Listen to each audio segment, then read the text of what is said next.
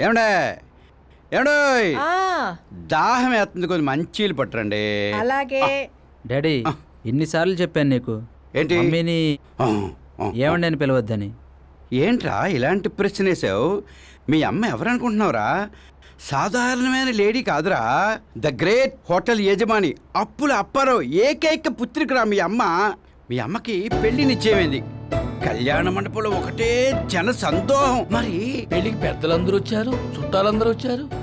పెళ్లి కొడుకు కూర్చున్నాడు, మీ అమ్మని తీసుకొస్తున్నారు. అదేరా పెళ్లి కూతురుని. అప్పుడు పెళ్లి కొడుకు మీ అమ్మ ముఖం లైట్ గా చూశాడు. మీ అమ్మ కూడా పెళ్లి కొడుకు ముఖం వంక చూసింది. అప్పుడు పెళ్లి కొడుకు మీ అమ్మ వంక చూసి అప్పుడు జంప్.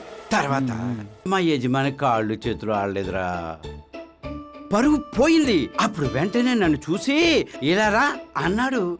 నేను పరిగెట్టుకుంటూ వెళ్ళానా, భయపడకుండా నువ్వు అమ్మాయి మెడలో తాళి కట్టురా అన్నాడు.